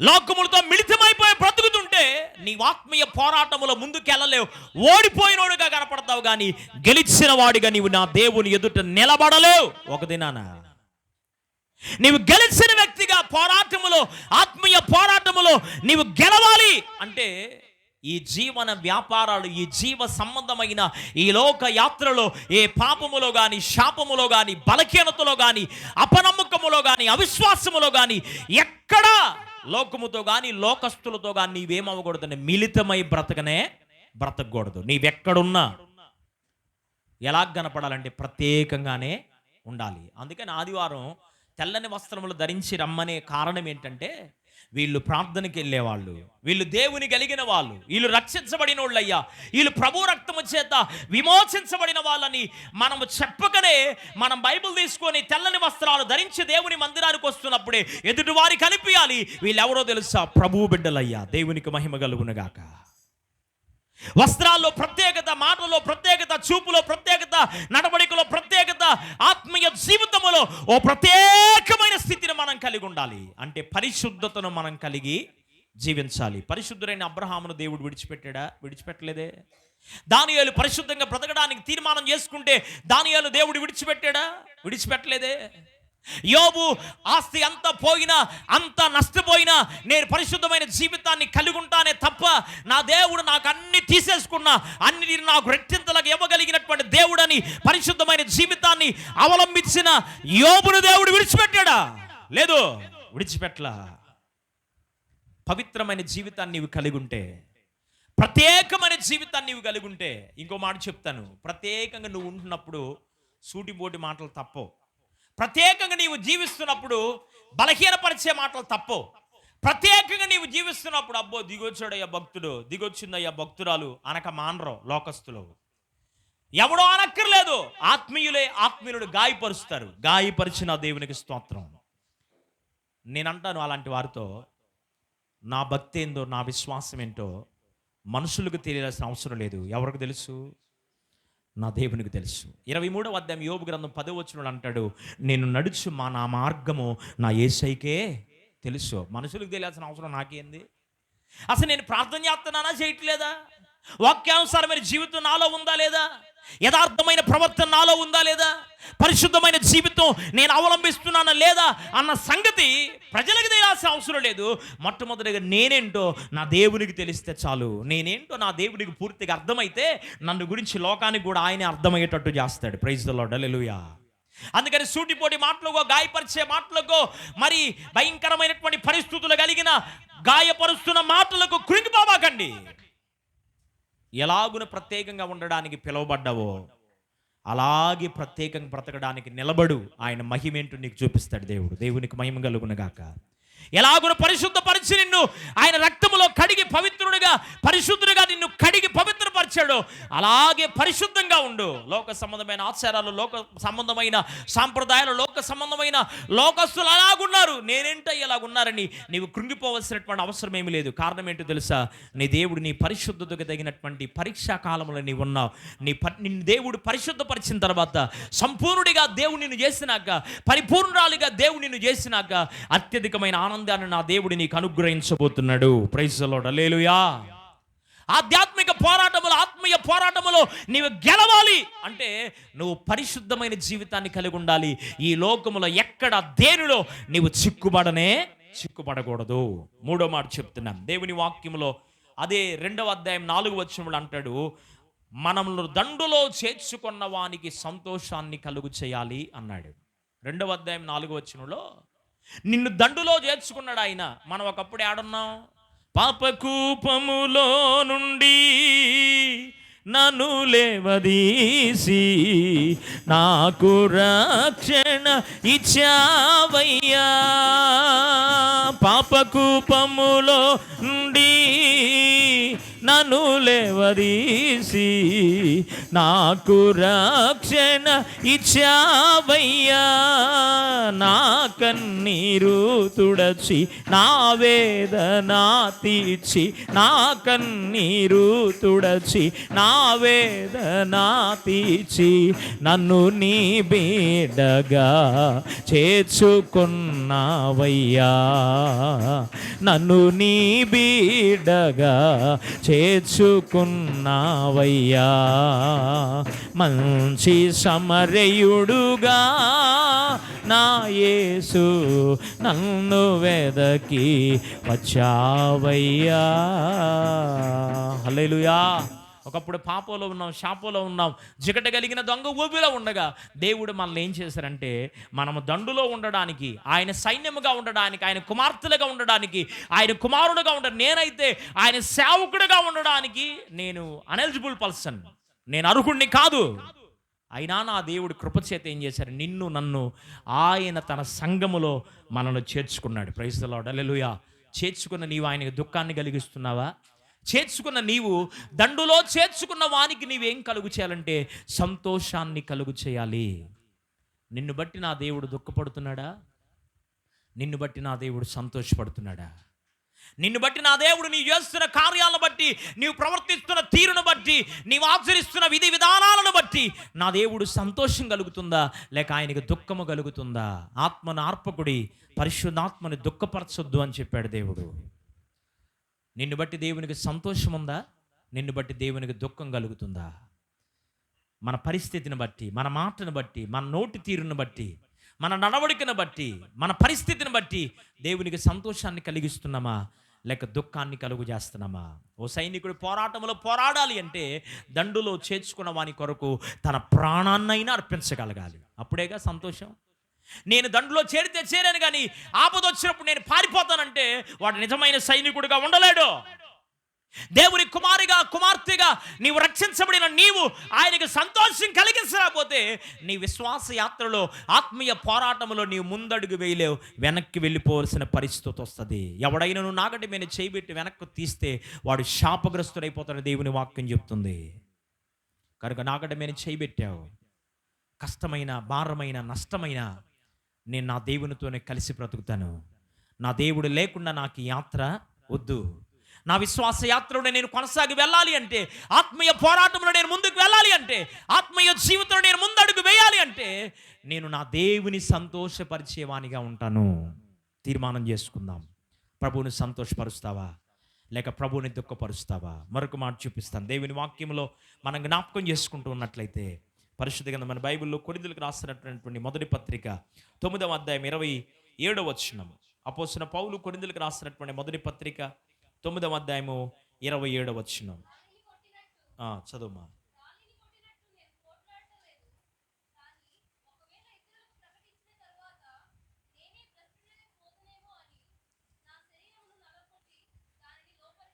రైట్. పౌలు గారు మాట్లాడుతున్న మాట, నేను మీకు బోధించి ఒకవేళ నేను వాక్యానుసారంగా జీవించకుండా నేను భ్రష్టుడనైపోతానేమో, నా దేవుని వాక్యానికి నేను వ్యతిరేకంగా నడవలసినటువంటి పరిస్థితి వస్తుందేమని నన్ను నేను నలగగొట్టుకుంటున్నాను అన్నాడు. ఆత్మీయ పోరాటంలో నీవు ముందుకెళ్ళాలి అంటే ఎవరినో ఏలిబెడు చూపించడం కాదు. ఇది మాంతలా ఎంత చెప్పినా వాళ్ళట్ట వీళ్ళెట్ట, వాళ్ళిట్ల వీళ్ళెట్ట, మనకెందుకు? మనకొద్దు ఆ సంగతి. నీవెట్టున్నావు దేవుని వాక్యపు వెలుగులో, నేను ఎలాగున్నాను నా దేవుని వాక్యపు వెలుగులో? నా దేవుడు నన్ను చూసినప్పుడు నేను నా దేవునికి ఇష్టమైన వాడిగా కనపడుతున్నానా, లేకపోతే నా దేవునికి అబ్బే ఈ ఓప్లెస్రా అన్నట్టు కనపడుతున్నానా? ఎట్లాగున్నాను నా దేవుడు నన్ను చూసినప్పుడు? పౌలు గారు అంటున్నాడు, నేను ఇతరులకు బోధించి నేను భ్రష్టుడైపోతానేమో, ఇతరులకు నేను చెప్తున్నాను కానీ దానికి సరైన నడవడిక నా జీవితంలో ఉండదేమో అని నేను ఏం చేసుకున్నానంటే నా శరీరాన్ని నలగొట్టుకుంటున్నాను అన్నాడు. అంటే మనలను మనం పరీక్ష చేసుకోవాలి. భక్తుడైన దావీదు మీకు అర్థమవడం చెప్తున్నాను. కీర్తన గ్రంథం 139వ కీర్తన 23 నుండి 25 వచ్చిన వరకు మీరు చదివితే, దేవా నన్ను పరిశోధించి, పరీక్షించి, పరిశీలన చేసి నా యందు నీకు ఆయాసకరమైన మార్గం ఏమైనా ఉన్నదేమో దాన్ని సరిచేయ్యా అన్నాడు. ఒకళ్ళు మన కంట్లో దూలం పెట్టుకొని ఎదుటి కంట్లో నలుసుంది ఎక్కర్లా, మన కంట్లోనే దూలం ఉంది. మన కంట్లో దూలాన్ని తీసుకోవడానికి ప్రయత్నం చేస్తే ఎదుటివాని కంట్లో ఉన్న నలుసేంటో నీకు ఇంకా కనబడదు. నీ కంట్లో పెద్ద దూలం ఉంది కాబట్టి ఎదుటివాడు చిన్న తప్పు చేసిన అది ఎట్లా నీకన్నా పెద్ద దూలంలాగా కనపడుతుంది. కనుక ఎదుటివారిని విమర్శించడం కాదు, ఎదుటివారిని మరి ఏదో అని మాట్లాడడం కాదు. మనలను మనం ఏం చేసుకోవాలంటే ఎవరికి వారు, నాకు నేను, నీకు నీవు, మనం ఎలాగున్నామో దేవుని వాక్యపు వెలుగులో మనలను మనం దేవుని ఎదుట నలగగొట్టుకోవాలి. మనలను మనం పరిశీలన చేసుకోవాలి. అసలు నేను ఎలాగున్నానయ్యా, నా జీవితం ఎలాగుంది, నా కుటుంబం ఎలాగుంది? ఎదుటి కుటుంబాన్ని విమర్శ చేసేటప్పుడు అసలు నీ కుటుంబం ఎలాగుంది, నీ యజమానుడు ఎలాగున్నారు, పిల్లలు ఎలాగున్నారు, నీ ఇంట్లో ఉన్న వాళ్ళు ఎలాగున్నారు? నీవు ఆత్మీయంగా ఉన్నావు కరెక్టే, నీ ఇంట్లో వాళ్ళు ఆత్మీయంగా ఉన్నారు, వారి పరిస్థితి, వారి స్థితిగతులు ఎలాగున్నాయి? మన కుటుంబం ఎలాగుందో మనం గమనించుకొని దాన్ని చక్కబాటు చేసుకునే లేక బతుకు తెల్లారిపోయింది. ప్రైజ్ ది లార్డ్, హల్లెలూయా. ఎదుటి కుటుంబాన్ని ఏలు పెట్టి పలానోనట్ల ఇట్లనే చెప్పే రోజులు ఇక లేవు. Praise the Lord, hallelujah. అందుకని ఆత్మీయ పోరాటంలో నీవు గెలవాలి అంటే నువ్వేం చేయాలి అంటే నిన్ను నీవు పరిశీలన చేసుకోగలగాలి, నిన్ను నీవు స్వపరీక్ష చేసుకోగలగాలి, నిన్ను నీవు దేవుని వాక్యము చేత నిన్ను నీవు నలగగొట్టుకోగలగాలి. నిన్ను నీవు నలగగొట్టుకున్నప్పుడు నువ్వేంటో నీకు తెలుస్తుంది. అవునా? తులసాగు చేతిలో పట్టుకుని నలుపుతా ఉన్నారనుకో, నలిపే కొంది ఏమొచ్చింది? సువాసన వచ్చింది. అది పిచ్చాకనుకో, దాన్ని ఎంత నలిపినా ఏమి రాదు, వాసన రాదు. అలాగే నీ ఆత్మీయ జీవితంలో నీ శరీరాన్ని నలగొట్టుకుంటే ఆత్మీయంగా అంతగా పరిపూర్ణమైన సువాసన వెదజల్లే ఆత్మీయ జీవితాన్ని దేవుడు నీకు ఇస్తాడు. ప్రైజ్ ది లార్డ్, హల్లెలూయా. నీ శరీరం నీ మాట వినేటట్టు చేసుకోవాలా? నీ శరీరాన్ని నువ్వు నలగొట్టుకోవాలి. నీ శరీరాన్ని దేవుని వాక్యము చేత శరీరాశ నేత్రాశ జీవపు డమ్మములో నీవు పడిపోకుండా నీ శరీరాన్ని నీవు అనుదినం ఏం చేసుకోవాలంటే నలగొట్టుకోవాలి, స్వపరీక్ష చేసుకోవాలి. మనల్ని మనం స్వపరీక్ష చేసుకున్నప్పుడు, మనల్ని మనం నలగొట్టుకున్నప్పుడు, మనమేంటో మనకు తెలిసినప్పుడు ఆత్మీయ పోరాటంలో ముందుకెళ్ళడం, వెనక్కి వెళ్ళడానికి అవకాశం లేదు. మరొక మాట చూపిస్తాను దేవుని వాక్యంలో. మరి ఒక మాట చూపించి ముగిచ్చేస్తాను. తిమోతికి రాసిన మొదటి పత్రిక 1వ అధ్యాయము 18-19 వచనాల్లో ఉన్నటువంటి ఓ ప్రత్యేకమైనటువంటి మాట. వాక్యానుసారంగా జీవించి మంచి మనస్సాక్షి కలిగి విశ్వాసములో నిలకడగా ఉండాలి అన్నాడు. దేనిలో నిలకడ ఉండాలి?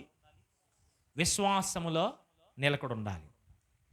ఎవరు నిలకడగా ఉండగలుగుతారు? విశ్వాసంలో నీవు నిలకడగా ఉండాలంటే ఎవరుంటారు? పరిపూర్ణమైన విశ్వాసములో నిలకడగా నేను ఉండాలి ప్రభు వచ్చేదాకంటే ఎవరుంటారంటే మంచి మనస్సాక్షి ఉండాలి. రెండవదిగా వాక్యానుసారమైన జీవితం వాళ్ళలో ఉండాలి. ఎవరైతే వాక్యానుసారమైన జీవితాన్ని కలిగి మంచి మనస్సాక్షి కలిగినటువంటి వారికి ఉంటారో వాళ్ళు విశ్వాసములో అటుకు ఇటుకు చెదరరు. వరదలు వచ్చినాయి, తుఫాను వచ్చింది, ఇసుక మీద కట్టబడిన ఇల్లు కూలిపోయింది, బండ మీద కట్టబడిన ఇల్లు స్టాండర్డ్గా నిలబడి ఉంది. ప్రైజ్ ది లార్డ్, హల్లెలూయా.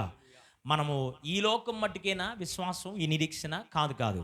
పరలోకానికి చేరేంత వరకు ఈ విశ్వాసం. మన పునాది క్రీస్తు అనే బండపైన మన విశ్వాసం క్రీస్తు పైన నిలకడగా ఉండాలి తప్ప అటో ఇటో చెదిరిపోకూడదు. చిన్న నావ ప్రయాణము చేస్తూ ఉండగా చిన్న నావపైకి పెద్ద తుఫాన్ వచ్చింది. తట్టుకోగలదా? తట్టుకోలేదు. వాస్తవానికి చిన్న నావ ఎక్కడ, పెద్ద తుఫాన్ ఎక్కడ? సముద్రం అని ఈ లోకంలో ప్రయాణం చేస్తున్న నీ చిన్న నావ, విశ్వాస ఓడ యాత్ర, ఈ ఆత్మీయ జీవితం అని ఈ పోరాటంలో నీవు కొనసాగుతుంటే పెద్ద తుఫాను నీ పైకి రేగినా ఇబ్బంది పడాల్సిన అవసరం ఏమి లేదు. నావలో యేసయ్య నీతో ఉన్నాడు. గట్టిగా చప్పట్లు కొడుతూ దేవుని నామం పడదాం. హల్లెలూయా. నా చిన్న దోణిలో ఉన్నావు యేసయ్యా, నీవున్న దోణిలో నా కన్ని నీవేనయ్యా. నా చిన్న దోణిలో ఉన్నావు యేసయ్యా, నీవున్న దోణిలో నా కన్ని నీవేనయ్యా. నా చిన్న దోణిలో, నీ చిన్న దోణిలో యేసయ్య ఉన్నాడు. ఆత్మీయ పోరాటంలో విశ్వాసంగా నిలకడగా ఉండు, విశ్వాసములో స్థిరంగా ఉండు. విశ్వాసాన్ని మరి భ్రష్టుడుగా నీవు మార్చబడబాక. నీ పరిస్థితి ఏమైనా, స్థితిగతులు ఏమైనా ఉన్నా, తిన్నా తినకపోయినా, పరిస్థితులన్నీ వ్యతిరేకముగా నీకు నిలబడినా ఒక్కడు గుర్తుపెట్టుకో, నీ నావలో నీతో పాటు నువ్వు ఒక్కడవే కాదుంది, నీ నావలో యేసయ్య కూడా నీతో ప్రయాణం చేస్తున్నాడు. ప్రైజ్ ది లార్డ్, హల్లెలూయా. నీ నావలో యేసయ్య నీతో ఉన్నాడు కనుక ఎంత పెద్ద తుఫాన్ వచ్చినా యేసు ప్రభువు వారు బయటకు వచ్చాడు. ఆ ఓడలో నుంచి సముద్రమున గాలిని గద్దించాడు. ఆ తర్వాత శిష్యులతో అంటున్నాడు, అల్ప విశ్వాసులారా, నా పైన ఇంకనూ నమ్మకం లేకుండా ఉన్నారా? ఎన్ని కార్యాలు చేస్తుంటాడు దేవుడు మనకి. ఒకసారి ఆలోచన చేసుకో. నువ్వు పుట్టిన నాటి నుండి నేటి వరకు ఎన్ని కార్యాలు. ఒకవేళ శరీర సంబంధమైన జీవితాన్ని తీసి పక్కన పెడితే ఆత్మీయ జీవితంలో నీవు అడుగుపెట్టిన కాడ నుంచి నీకు కానీ, కుటుంబంలో కానీ, విశ్వాస జీవితంలో కానీ ఎన్నో మార్లు దేవుడు నీకు ఎన్ని గొప్ప కార్యాలు చేశాడో. చేసిన మేలు మర్చిపోతావా? చేసిన ఉపకారాన్ని మర్చిపోతావా? ఎన్ని పర్యాయాలు దేవుడు నిన్ను ఆదుకున్న దినాలు ఉన్నాయో ఊహించని రీతిలో అయ్యా అని కన్నీరు గారిస్తే మధ్యరాత్రి కాల సమయంలో దేవుడు ఎంతగా నిన్ను ఆదరించినటువంటి ఆ సంఘటనలు, ఆ పరిస్థితులు ఎన్ని నా జీవితాల్లో ఉన్నాయో ఒకసారి జ్ఞాపకం చేసుకుందాం. అందుకే నేను అంటాను, ప్రయాణిస్తున్న చిన్న దోణిలో యేసయ్య ఉన్నాడు. నువ్వు కంగారు పడాల్సిన అవసరం ఏమీ లేదు. విశ్వాసములో నిలకడగా ఉండు. ఆత్మీయ పోరాటంలో దేవుడు నిన్ను ముందుకు తీసుకెళ్తాడు. యాకోబు పత్రిక 4:7 ఉంది ఒక చక్కని మాట. అపవాదుని ఎదిరించండి, దేవునికి లోబడండి. ఆత్మీయ పోరాటంలో నీవు గెలవాలి అంటే, సాతాన్ని ఎదిరించి నువ్వు పోరాడాలంటే దేవునికి లోబడాలి. ఎవరికి లోబడాలి? దేవునికి లోబడాలి. మరలా చెప్తున్నాను, నెంబర్ 1, ఆత్మీయ పోరాటములో నీవు గెలవాలి అంటే నీకు కావలసినటువంటి అర్హతలు ఏంటి? శ్రమలలో ఓర్పు కలిగి నీవు ఉండాలి. పరిశుద్ధమైన ప్రత్యేకమైన జీవితాన్ని నీవు కలిగి ఉండాలి. దేవుని సంతోషపరిచే వారిగా నీవు ఉండాలి. నిన్ను నీవు దేవుని యొక్క పాద సన్నిధిలో నలగగొట్టుకొని నిన్ను నీవు స్వపరీక్ష చేసుకునే వాడిగా నీవు ఉండాలి. వాక్యానుసారమైన జీవితాన్ని కలిగి, మంచి మనస్సాక్షి కలిగి, విశ్వాసంలో నిలకడగా ఉండాలి. అంత మాత్రమే కాదు, దేవునికి నీవు విధేయుడు అవ్వాలి. ఈ గుణలక్షణాలు నీలో కనబడినప్పుడు ఎక్కడ నిన్ను చిక్కుబడిని నా దేవుడు నిజంగా ఆత్మానుసారంగా నేను జీవిస్తానయ్యా, ఆత్మీయ పోరాటంలో నేను పోరాడతానయ్యా అనే ఆశ, తపన నీకుంటే శరీరానుసారంగా ఎక్కడ నిన్ను ఎవ్వరికి దేవుడు చిక్కనీయుడు. అపవాది తంత్రాలను ఆయన కూల్చివేస్తాడు. ఎక్కడ నిన్ను నా దేవుడు చిక్కడానికి అవకాశం ఉండదు. ప్రకటన గ్రంథములో మనం చూస్తే 10వ అధ్యాయము, ప్రకటన గ్రంథం 12వ అధ్యాయం 11 అంటాడు, గొర్రెపిల్ల రక్తము ద్వారా మనకు జయాన్ని దేవుడిచ్చాడు అన్నాడు. ఏ రక్తము ద్వారా అంట? గొర్రెపిల్ల రక్తం ద్వారా. ప్రకటన గ్రంథం 7వ అధ్యాయంలో 13 నుండి 16 వరకు మీరు చదివితే, ఎవరయ్యా వీళ్ళు తెల్లని వస్త్రంలో ధరించుకొని ఉన్నవారు ఎవరు అని యోహాను అడిగితే చెప్తున్నాడు, వీరు మహాశ్రమలో నుండి వచ్చిన వాళ్ళు. ఎక్కడి నుంచి వచ్చారంట? శ్రమలలో నుండి వచ్చాడు. అసలు శ్రమ లేకపోతే సేవకుడు కాదు, శ్రమ లేకపోతే క్రైస్తవుడు కాదు, శ్రమ లేకపోతే నీవు పరిపూర్ణుడిగా మార్చబడలేవు. క్రైస్తవ జీవితం పూలబాట కాదు, క్రైస్తవ జీవితం ముళ్ళబాటే. ఆ ముళ్ళబాటలో దేవుని తోడు కలిగి నీవు ప్రయాణం చేస్తుంటే ముళ్ళబాటను చక్కని పూలబాటగా నా దేవుడు మార్చగలడు. తల్ల వంచండి, కళ్ళు మూసుకోండి. ఒక్క నిమిషం. నిజంగా శ్రమలలో ఓర్పు కలిగి ఉన్నావా? విశ్వాసం అందు నిలకడ కలిగి ఉన్నావా? ప్రత్యేకమైన పరిశుద్ధమైన జీవితం నీకుందా? దండులో చేర్చుకున్న వారిని సంతోషపెట్టగలుగుతున్నావా? దేవునికి లోబడే ఆ మనస్సు నీకుందా? మూలవాక్యంలో మనం చదివాం, మనం పోరాడున్నది శరీర సంబంధులతో కాదు, ఆకాశ మండలపు శక్తులతో మనం పోరాడుతున్నాం. పోరాటంలో నీవు గెలవాలి అంటే, ఆత్మీయ పోరాటంలో నీకు కావలసిన సాధనాలను, నీకు కావలసినటువంటి ఆ పరిస్థితిని దేవుని వాక్యంలో దేవుడు చెప్తూ ఉండగా ఒక్క నిమిషం మళ్ళీ మనం పరిశీలన చేసుకుందాం. ఒక్క నిమిషం. ఆత్మీయ పోరాటంలో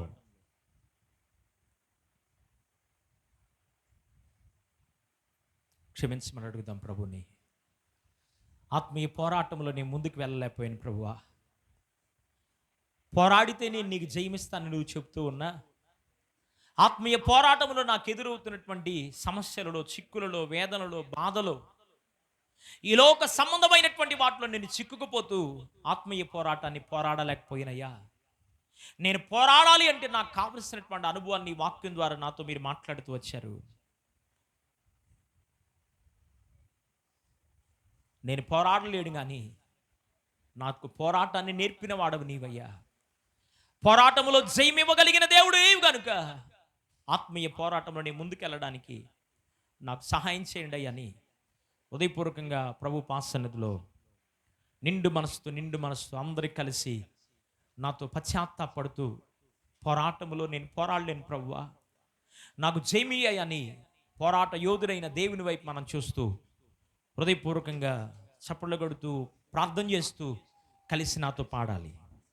నా యేసుతో కలిసి పోరాడుచున్నాను, నా యేసుతో కలిసి పోరాడుచున్నాను, అపజయమే ఎరుగని జయశీలుడాయన, నా యేసుతో కలిసి పోరాడుచున్నాను, అపజయమే ఎరుగని జయశీలుడాయన, నా యేసు కొరకే సమర్పించుకున్నాను, నా యేసు కొరకే సమర్పించుకున్నాను. ఆగిపోను నేను, సాగిపోవుచున్నాను. ఆగిపోను నేను, సాగిపోవుచున్నాను. పోరాటం, ఆత్మీయ పోరాటం, పోరాటం, ఆత్మీయ పోరాటం. చివరి శ్వాస వరకు ఈ పోరాటం ఆగదు. చివరి శ్వాస వరకు ఈ పోరాటం ఆగదు. సాగిపోవుచున్నాను సిలువను మోసుకొని, నా గమ్యస్థానానికి సిలువను మోసుకొని, నా గమ్యస్థానానికి. నా యేసు వెళ్ళిన మార్గములేవని, అవమానములే అయినా ఆవేదనలైనా, నా యేసు వెళ్ళిన మార్గములేవని, అవమానములైనా ఆవేదనలైనా, నా యేసు కృప నుండి దూరపరచలేవని, నా యేసు కృప నుండి దూరపరచలేవని. ఆగిపోను నేను, సాగిపోవుచున్నాను. ఆగిపోను నేను, సాగిపోవుచున్నాను. పోరాటం, ఆత్మీయ పోరాటం, పోరాటం, ఆత్మీయ పోరాటం. ఆదియు అంతము లేనివాడు నా యేసు, ఆసీనుడయ్యాడు సింహాసనమందు. ఆదియు అంతము లేనివాడు నా యేసు, ఆసీనుడయ్యాడు సింహాసనమందు. ఆ సింహాసనం నా గమ్యస్థానం, ఆ సింహాసనం నా గమ్యస్థానం. ఆగిపోను నేను, సాగిపోవుచున్నాను. పడాలి. ఆగిపోను నేను, సాగిపోవుచున్నాను. ఆగిపోను నేను, సాగిపోవుచున్నాను. పోరాటం, ఆత్మీయ పోరాటం, పోరాటం, ఆత్మీయ పోరాటం.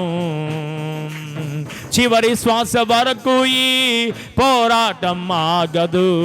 చివరి శ్వాస వరకు ఈ పోరాటం ఆగదు. ఆగిపోను నేను, సాగిపోవుచున్నాను. ఆగిపోను నేను, పాడాలి అందరూ. అవునయ్యా, నేను ఆగిపోను నాయనా, సిలువను మోసుకొని నా విశ్వాస యాత్రలో సాగిపోవడానికి, విశ్వాస జీవితంలో సాగిపోవడానికి, ఆత్మీయ యాత్రలో సాగిపోవడానికి సిలువను మోసుకొని నా గమ్యస్థానం, నీ వెళ్ళిన మార్గం, అవమానాన్ని, వేదనను, శ్రమను నీవు అనుభవిస్తూ వెళ్ళావయ్యా. నా జీవితంలో కూడా ఎన్ని అవమానాలు ఎదురైనా, ఎన్ని వేదనకరమైన పరిస్థితులు ఎదురైనా, ఎన్ని అపనిందలు ఎదురైనా, ఎన్ని సూటిపోటి మాటలు ఎదురైనా, ఎన్ని అవమానకరమైన పరిస్థితులు ఎదురవుతూ ఉన్నా,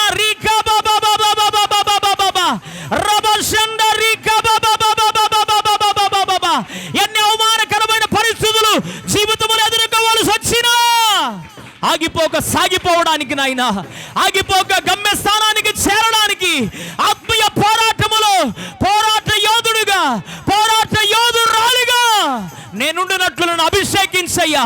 పోరాడడానికి శక్తి సామర్థ్యత చాలదు నాయనా. నీ వైపు చూస్తున్నాను నాయనా.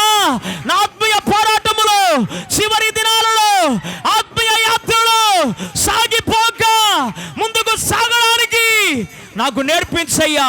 నా చేతి వేళ్లకు పోరాటాన్ని, ఆత్మీయ జీవితంలో పోరాట నైపుణ్యతను అనుగ్రహించయ్యాని హృదయపూర్వకంగా పోరాటం, ఆత్మీయ పోరాటం.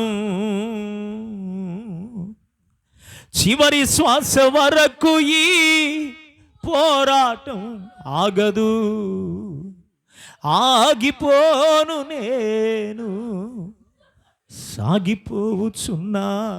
రెండు చేతులు పైకెత్తి, పరిస్థితులు బట్టి ఆగిపోయానేమో, నన్ను క్షమించయ్యా.